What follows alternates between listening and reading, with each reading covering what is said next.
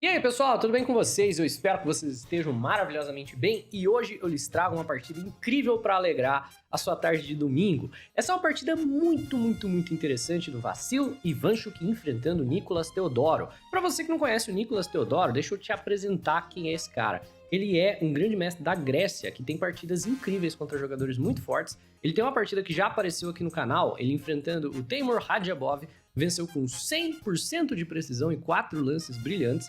E ele é um jogador incrivelmente agressivo que sempre joga para uma vitória, o que acaba contribuindo para a qualidade dessa partida, porque o Ivanchuk joga de maneira incrível lances defensivos que nenhum ser humano pensaria. Além, é claro, do jogador mais criativo que temos atualmente, ainda com 56 anos de idade, Vassil Ivanchuk. Vamos lá, sem mais delongas, vamos à partida. Temos peão da dama aqui por parte do Nicolas Teodoro, peão em D5, cavalinho F3 e C6, então nós temos aqui um lance que tá pedindo para as brancas jogarem C4 e transpor isso para uma defesa eslava. É justamente o que o Nicolas faz, vem cavalinho F6 e nós temos depois de peão toma e peão toma, a defesa eslava, variante das trocas, que acaba levando a uma coluna C aberta bem cedo e a possibilidade das saídas de dama cedo também, né? Uma linha bem conhecida e com alguns truques aqui que o Ivanchuk vai mostrar. Vem cavalo em C3, cavalo em C6 e bispo em F4, as brancas estão pressionando o ponto C7, o jogador de pretas então joga peão em A6, que é um lance que tanto para cavalo B5 com esse tipo de gracinha,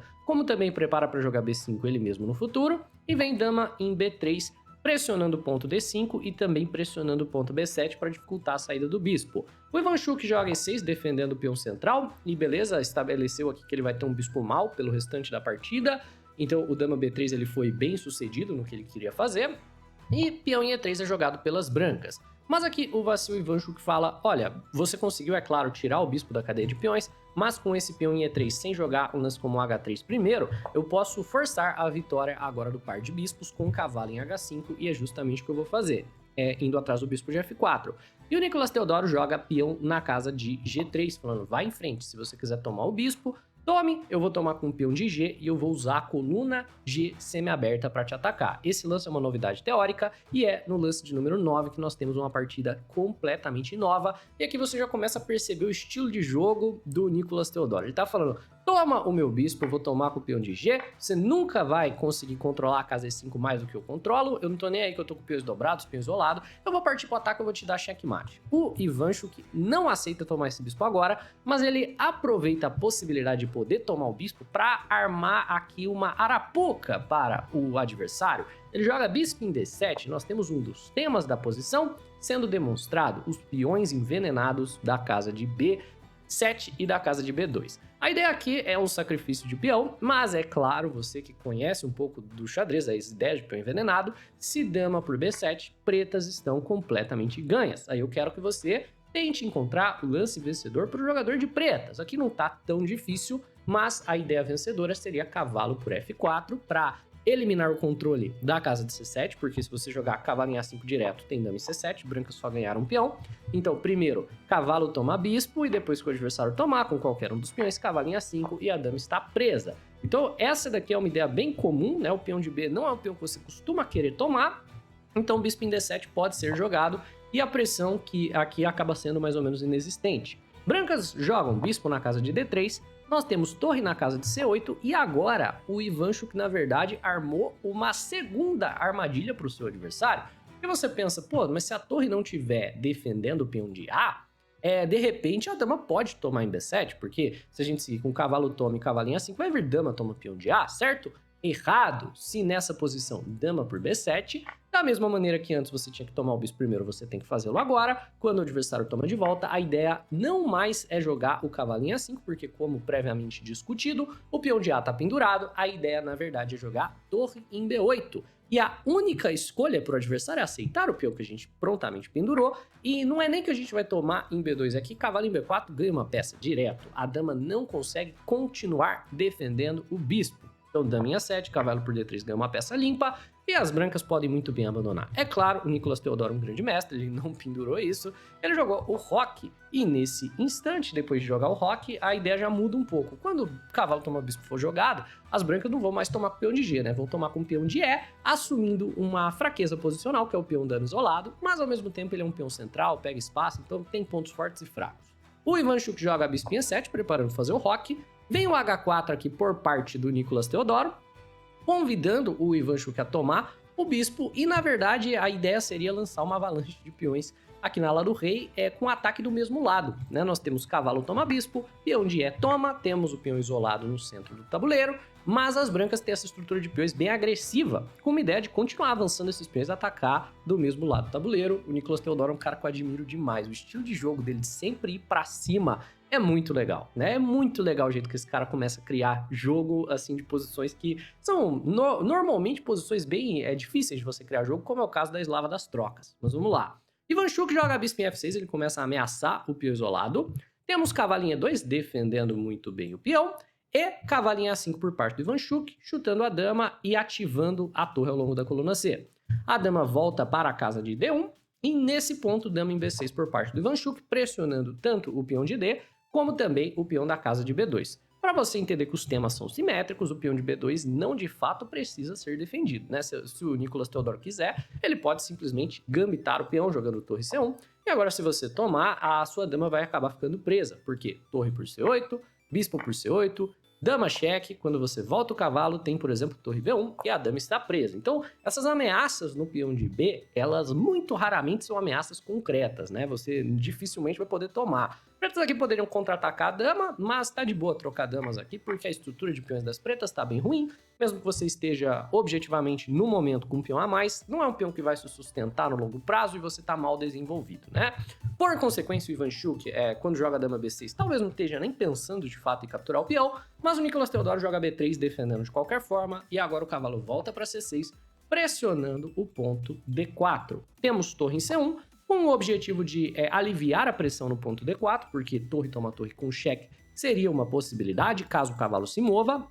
E nessa posição, né, nós temos aqui uma ideia muito interessante, né? Primeiro, o peão está ameaçado 3 vezes, está defendido só 2. Mas vamos dizer que você vai lá e toma o peão. Vamos dizer que você joga cavalo por peão. Vai vir torre por C8 com cheque, você vai ter que tomar de bispo. E agora tem, por exemplo, depois das trocas todas, bispo em B5 e a dama vai ameaçar o cavalo. Então, por exemplo, cavalo de E toma D4, bispo toma cavalo, cavalo toma D4, depois de dama toma, tem bispo cheque, perdendo a dama e o jogo. Então, com o torre C1, o peão de D está propriamente defendido. E nessa posição, o jogador de pretas, né, o Ivanchuk, tem um lance que ele pode jogar para renovar a ameaça nesse peão. Qual que seria o lance? Seria uma maneira de você conectar as torres, né? Então, o roque é o que qualquer jogador normal jogaria. Mas o Ivanchuk calcula melhor do que qualquer um, e ele joga muito melhor do que o roque, rei na casa de E7, que é um lance sensacional, né? Confundindo completamente a audiência. Todo jogador iniciante acabou de ter um infarto em casa, fala, mas poxa, por que ele não fez o roque? Você já vai entender a diferença do cálculo. Brancas defendem o peão de D, então volta o bispo para B1 e de repente nós temos 3 defesas no peão de D, mas a razão pela qual o Ivanchuk jogou rei em E7 é porque agora ele tem uma tática que vence o peão à força. Ele pode jogar o brilhante cavalo por D4. Mesmo que o peão esteja defendido 3 vezes, o cavalo sai com uma ameaça na torre de C1. Então, nessa posição, se você toma o cavalo, por exemplo, o Ivanchuk vai tomar a torre primeiro, a dama tem, obviamente, que sair desguardando o cavalo, e depois de bispo toma, pretas ganharam um peão. A troca seria que você vai jogar com o rei no centro. Qual é a ideia, então, aqui? Se o jogador de branca jogar, por exemplo, torre toma torre intermediária, em vez de tomar imediatamente, aí vai cair o cavalo de F3 com cheque, né? E a gente ainda tem um desesperado que ganha mais um peão, cavalo por H4 cheque, peão toma, a gente toma de volta a torre. Então, com 2 peões a mais, a estrutura de peões está completamente devastada para as brancas, e brancas poderiam muito bem abandonar. Mas fala, que diferença faz então o rei em E7 e não o roque? Aqui o Ivanchuk calculou que se ele fizer o roque, o problema é que o mesmo bispo B1 não vai levar cavalo por D4. Porque se você jogar cavalo por D4 com exatamente a mesma ideia de ganhar o peão, o adversário, na verdade, tem 2 lances intermediários brilhantes que ele pode jogar, depois do torre toma torre. A ideia é cavalo por D4, torre toma torre, ao invés de tomar de dama e perder um peão, ele joga bispo por H7, ganhando um peão, mas sacrificando um bispo, e depois de rei por H7, dama em D3 cheque, que é lindo, e a dama não deixa de defender o cavalo, rei volta para G8, torre toma torre, e os 2 jogadores sacrificaram uma peça para ganhar um peão, e o material está igual. Esse foi o cálculo do Ivanchuk. Olha o nível da genialidade do lance rei E7. Rei E7 não parece que ameaça ganhar um peão, mas ameaça, né? E o bispo B1 parece que defende o peão, mas não defende. Então a gente tem cavalo por D4, cavalo por D4, torre por torre, dama por torre, bispo por cavalo, cavalo por bispo e dama por D4. E nessa posição, Vassil Ivanchuk tem um peão a mais passado na coluna D. No entanto, ele vai ter que sobreviver a essa posição com o seu rei no centro do tabuleiro. É claro, dama em A3 cheque, não deixando você esconder o rei para casa de F8. E aqui, o Ivanchuk, um homem que não tem medo do perigo, quer que a sua torre participe do jogo. Então, ele joga o quê? Rei em E8? Nada disso. Como é que a torre vai jogar se você joga rei em E8? Rei em F6, corajosamente colocando o rei no centro, onde ele não tem casas. Esse rei, ele tá levando aqui uma avalanche de peões e vai ser difícil de você não levar checkmate se você as pretas. Mas você vai ver que foi tudo muito friamente calculado. Dama em D6 corta casas do rei, né? Bispo, ameaça o bispo, vem com tempo no bispo também, então bispo em C6 defende. E agora, uma ideia muito forte, o Nicolas Teodoro tá olhando para essa posição com o rei em F6 e ele já tá, assim, comemorando, já tá pensando, beleza, você vai levar mate, não tem como. H5, perdão. Qual que seria a ideia? O Ivanchuk, obviamente, quer jogar o lance G6 e esconder o rei na casa de G7. O H5 vem com o objetivo de, se G6 for jogado, jogar H6 ele mesmo, né? A ideia é as brancas avançarem H6 e o rei não vai sair. E agora o jogador de brancas está com uma ameaça muito clara de jogar no futuro lances como rei G2, né? G4, G5, checkmate e por aí. Então, o H5 é um lance que basicamente crava. Esse rei vai ficar em F6 o restante da partida e você tem que jogar o H6 você mesmo. Agora, G4 joga o jogador de brancas e nessa posição, o rei do Vassil Ivanchuk não tem literalmente nenhuma casa para ir. Todas as casas estão controladas. Isso é o que a gente chama de uma rede de checkmate. A ideia sendo que a partir dessa posição, qualquer cheque que venha para cima desse rei é checkmate. Qualquer um. Então, o Vassil Ivanchuk vai ter que jogar o restante da partida até ele conseguir ou gerar um escape para o rei tomar esses peões sem levar um único cheque.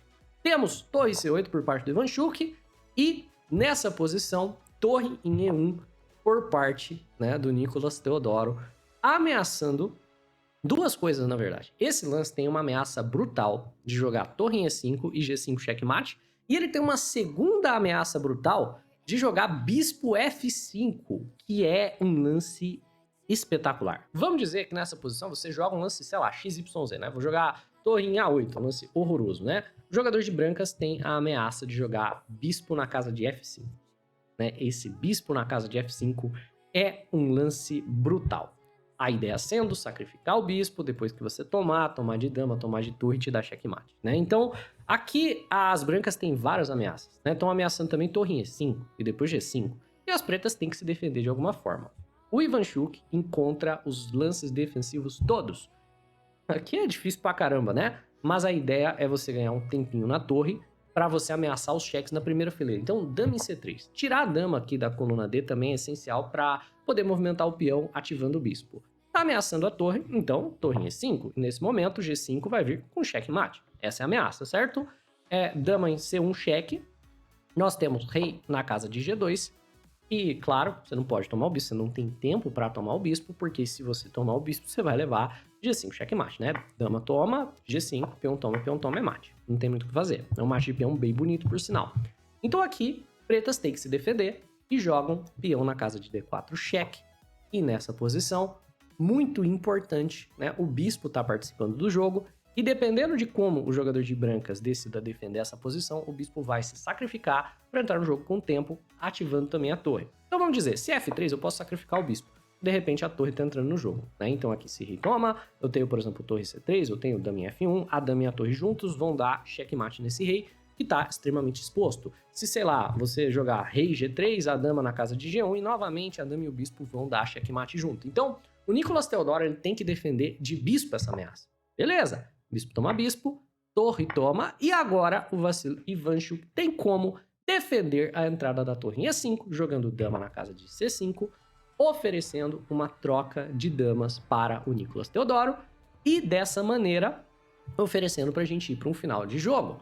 Vale a pena falar que eu não consegui importar os relógios nessa partida, mas eles fazem parte da partida. Até então, os dois jogadores estavam jogando os lances bem lentamente, porque é uma posição extremamente complicada. Daqui em diante, o Ivanchuk está com 1 minuto no relógio, sobrevivendo com base no acréscimo, e o Nicolas Teodoro tem uns 4, 5 minutos no relógio. Então, dessa posição em diante, o Nicolas Teodoro provavelmente faz muitas das escolhas dele na ideia de tentar ganhar no tempo, porque o Ivanchuk já é um cara mais velho e ele perde com uma certa frequência no relógio por não ter a mesma agilidade de um homem jovem. Então, o Nicolas Teodoro quer manter as damas no tabuleiro, não quer ir para um final de jogo que é fácil de empatar. O jogador do calibre do Ivanchuk sempre vai empatar esse final. É impossível você jogar um final tão igual contra o Ivanchuk e você ganhar dele. É impossível, né? Então ele mantém as damas no tabuleiro, joga a dama D7 e agora o Ivanchuk joga a dama D5, forçando a troca de damas. Dessa maneira é forçado, porque a torre tá caindo aqui com cheque, né? Então, por exemplo, se dama por C8, dama por E4, esse peão passado é um gravíssimo problema na posição do jogador de brancas. Então, dama toma, dama é forçado, peão toma. E aqui, é claro, você poderia só tomar em D4 se você é o jogador de brancas e ter uma posição bem tranquilamente rumando ao empate. Mas Nicolas joga a torre 5. Querendo fazer o quê? Querendo ir atrás do peão de D e depois tomar o peão de D4. E se você avança o peão, né? Vamos dizer que você avança o peão, torre por D5, não tem chance desse peão promover. O rei vai vir, né? E tá tudo certo. Então, o Ivanchuk joga a torre D8 defendendo o seu peão de D5. Rei F3 joga o Nicolas Teodoro, torre D6, certo? Simplesmente levantando a torre em E8, e nessa posição o Ivanchuk joga peão em D3, sacrificando o peão de D, aqui você pode simplesmente ir atrás do peão, para aumentar a mobilidade do outro peão de D passado que ele tem. Só que nessa posição, o Nicolas Teodoro não toma o peão, ele não joga rei em E3, que seria um lance normal, para tentar ir atrás do peão, certo? O lance rei na casa de E3, na verdade, é um lance que provavelmente o Ivanchuk gostaria que ele jogasse, porque aqui ele sacrifica o peão para meio que consertar a sua estrutura, joga torre cheque, torre por E3, peão toma, aqui por exemplo, rei por D3 e beleza, tá tudo certo, a posição provavelmente empata de qualquer forma.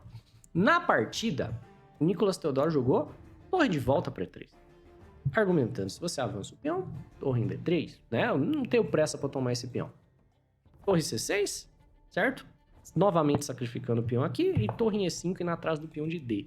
Esse torre em E5 indo atrás do peão de D, tentando manter o jogo vivo, tentando ganhar no tempo, foi um erro crasso. Esse lance permite a vitória por parte do Ivanchuk. Por quê? Porque aqui o Ivanchuk não vai repetir a posição, não vai jogar torre D6 defendendo o peão de D, ele vai jogar torre C5 defendendo o peão de D. E depois que o adversário vai atrás do peão de D3 com torre em E3, as pretas estão completamente ganhas, porque tem mais de um lance vencedor. O peão de D, na verdade, que poderia ser capturado durante tanto tempo, agora não pode mais. Olha que bizarro, as pretas têm acesso a D2. Pô, mas não faz sentido rei em E2 e não atrás do peão? Não, aí torre em C2, certo? E se você jogar um lance como rei na casa de D1, já começam a cair peões. Se você jogar um lance como A4, eu já promovo dama, sacrificando o peão para ir atrás dos seus peões da ala do rei, eu vou ganhar. Ah, beleza, então ao invés do rei em E2, por que eu não vou jogar torre em D3? Não. Aqui, torre C3 cravando a torre. Lindo, maravilhoso.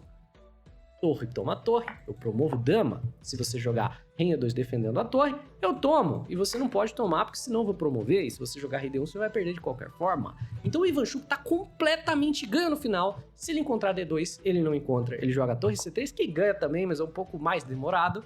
Vem agora a torre em E5, D2 cheque, rei E2, torre D3, né? E da mesma maneira, você não pode tomar a torre, senão o peão promove. E se você jogar rei na casa de D1, que é o que o Nicolas Teodoro faz, nessa posição, como em posições anteriores, o Ivanchuk pode abandonar esses peões e ir atrás dos peões da ala do rei, jogando torre em D4, indo atrás do peão de F, e não tem defesa. F3, e agora o Ivanchuk vai trocar esses peões por esses todos e vai vencer com muita tranquilidade. Torre por F4, torre por D5. Torre por F3, e claro, você pode tomar esse peão, né? Mas não muda nada. Se você toma esse peão, vou jogar torre em F4 indo atrás desse. Não tem defesa, como a gente comentou. Você pode ir atrás dos peões aqui, mas, por exemplo, vamos dizer, rei em G5, torre por B7, certo? Torre por G4, você joga indo atrás do peão de A, eu defendo meu peão de A, depois eu tomo esse, eu tenho 3 peões passados conectados. Não tem nada pro jogador de brancas fazer nesse final. Então as brancas não tomam o peão de D de imediato, vão atrás dos peões na ala da dama. Rei G5, torre por B7, rei por G4, torre em A7 e o Ivanchuk não tá nem aí. Ele não tem razão pra sacrificar o peão, mas ele sacrifica mesmo assim pra mostrar que ele nem precisa defender o peão pra ganhar. É só simples questão de técnica, né? O peão de G vai muito rápido, rei por D2, G4, rei em E2, impedindo o G5 temporariamente. Mas, torre em F4, claro, né? Renovando a ameaça. Torre em A4, olha, um golpe tático, né? Aqui por parte do Nicolas Teodoro. Se você tomar a torre, de repente você perde, porque o peão de A promove o seu de G, não. Você tomar a torre aqui, você tá perdido.